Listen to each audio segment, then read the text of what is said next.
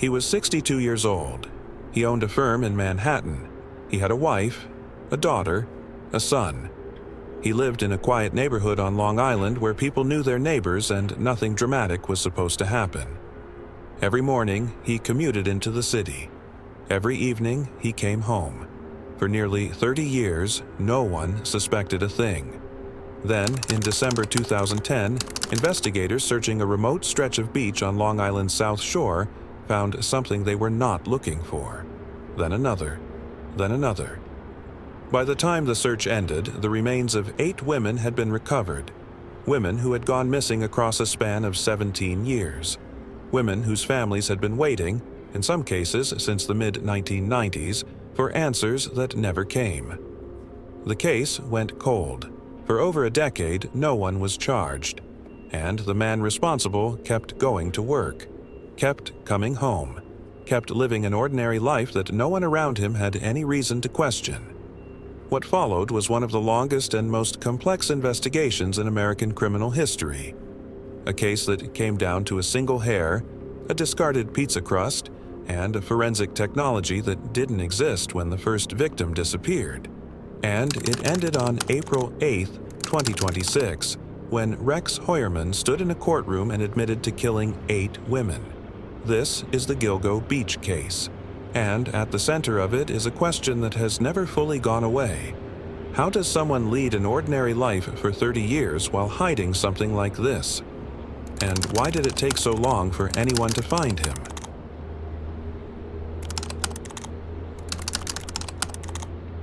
Before getting into the evidence, the DNA, the burner phones, the surveillance footage, the forensic breakthroughs, you need to understand who Rex Heuermann appeared to be.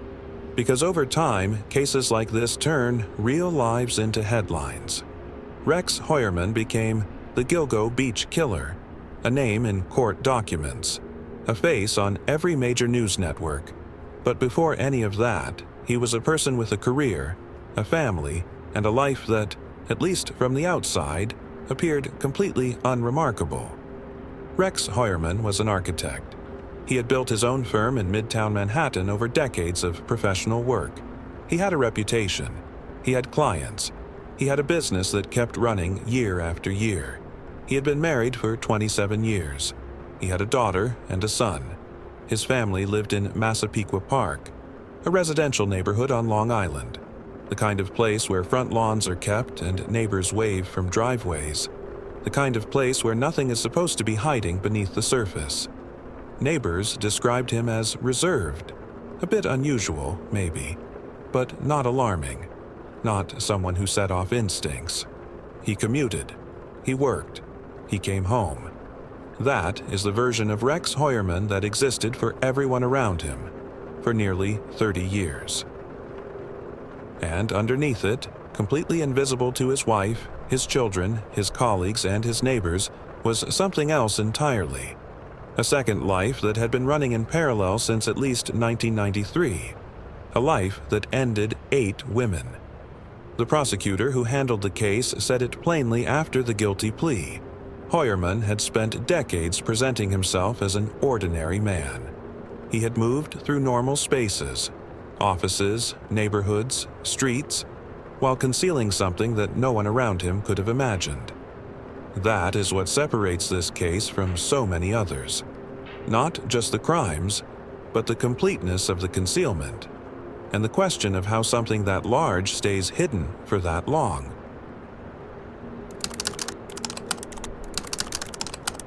The case broke open by accident. In December 2010, law enforcement was searching a remote stretch of beach along Ocean Parkway on Long Island, an area known as Gilgo Beach, looking for a young woman named Shannon Gilbert who had gone missing earlier that year. They did not find her right away. What they found instead was far larger than a single missing persons case. Within days, investigators discovered the remains of 4 women in the same remote stretch of coastline.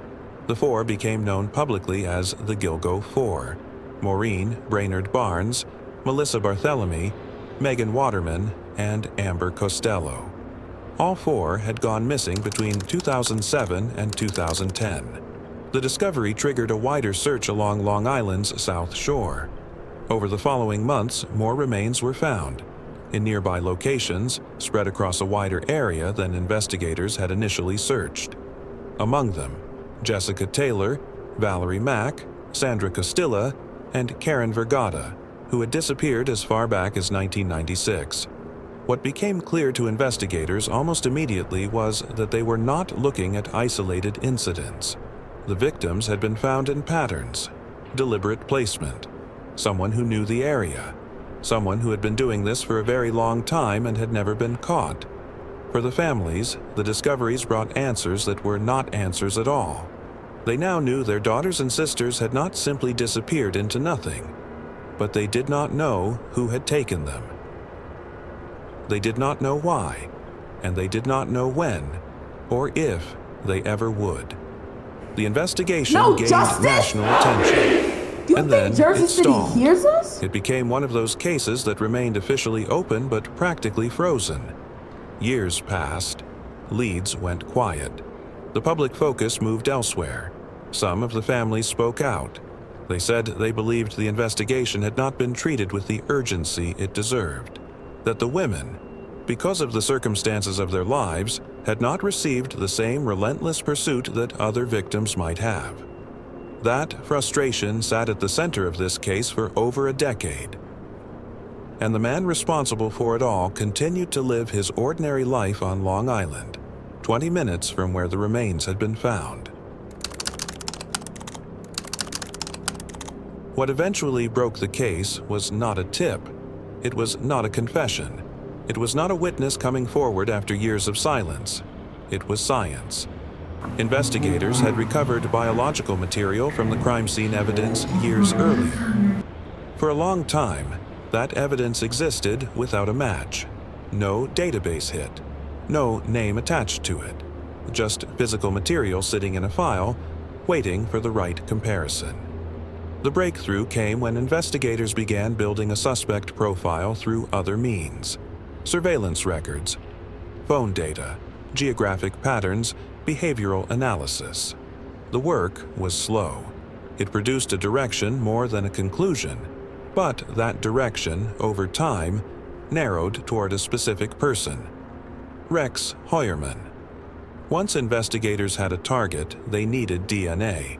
They got it from a piece of discarded pizza crust.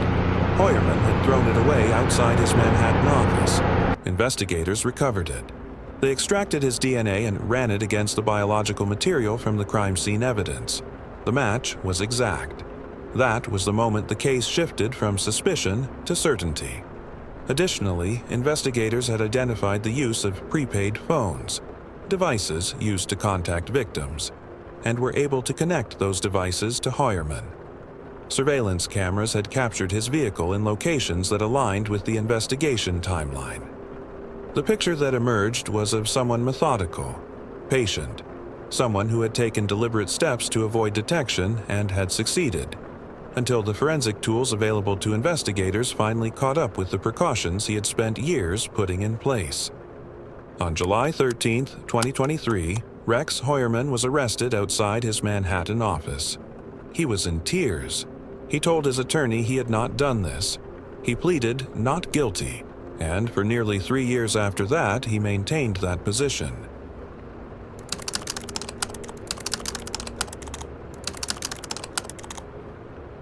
After the arrest, the case expanded steadily.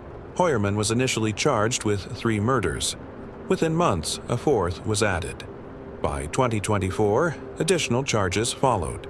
By December of that year, an 8th victim had been formally added to the case.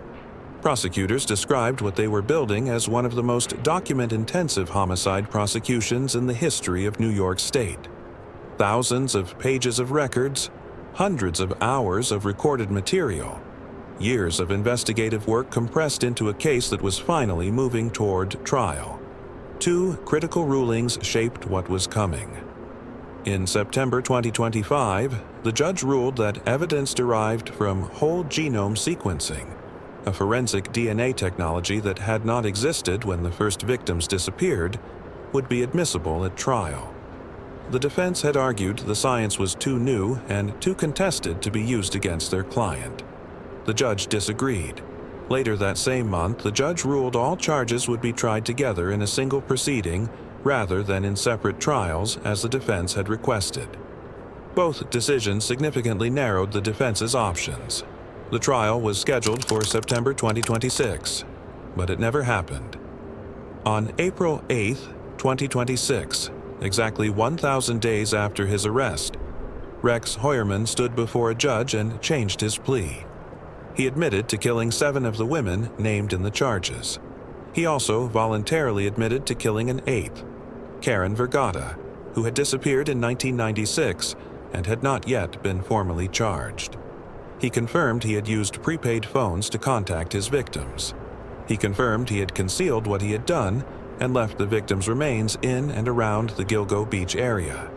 When asked how he had killed them, he answered in one word: strangulation. The families sitting in that courtroom heard him say it. Heuermann showed almost no emotion throughout. His wife, Asa Ellerup, had filed for divorce shortly after his arrest in 2023. She and their daughter, Victoria, had stated publicly that they had no knowledge of what he had been doing. His daughter had been present at court proceedings. There is no clean way to account for what that experience is. To discover that the person you believed you knew completely was carrying something none of you could have imagined.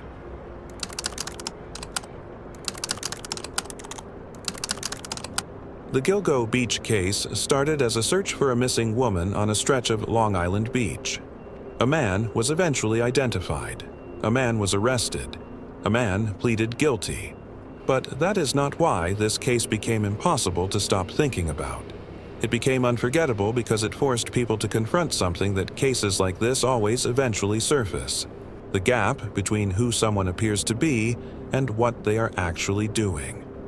Rex Heuermann did not live in isolation. He was not a recluse. He was not someone who existed at the edges of society. He was embedded in it. He worked in the city. He raised a family in the suburbs. He interacted with people every day for 30 years.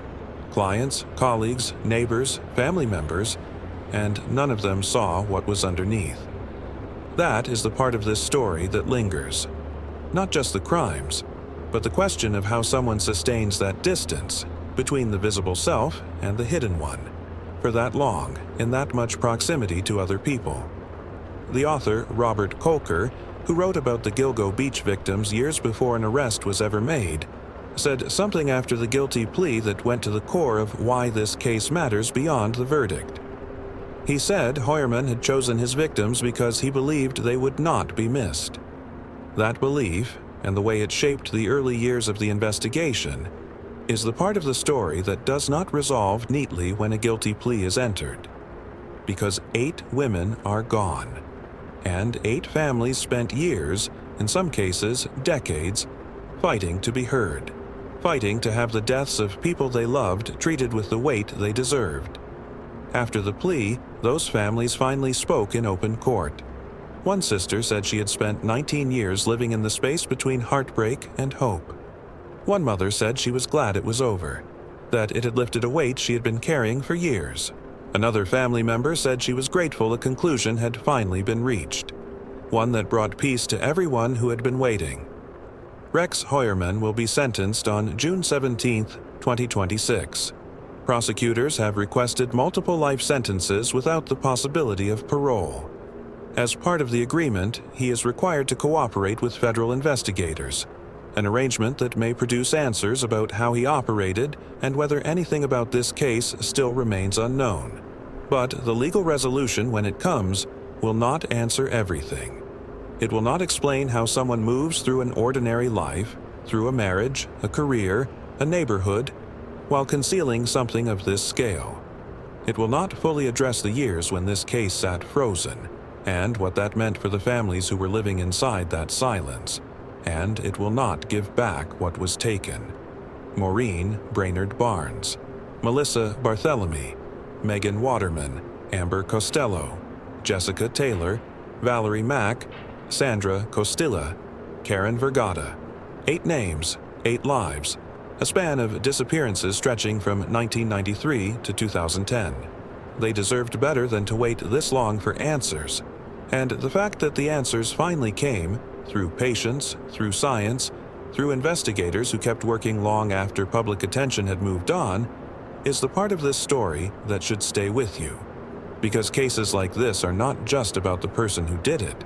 They are about the people we fail to look for hard enough, and about what happens when the systems meant to find the truth finally decide to do exactly that. The footage is out there. The court records are out there. The testimony is out there. And this is one of those cases that asks something real from the people who follow it. Not just a reaction, but a genuine willingness to sit with the question of how this was allowed to go on for so long. Because that question does not end with a guilty plea. So where it began is where it stays. 8 women disappeared. 1 man hid in plain sight for 30 years. And the distance between those 2 facts is something this case will never fully close. If this case stayed with you, let me know what you think in the comments. Do you believe the guilty plea brought real justice? Or do you think there are still questions about this case that have never been fully answered? Subscribe for more deep dive true crime cases told with full context, key evidence, and the details that matter. Stay curious, stay sharp, and I'll see you in the next story.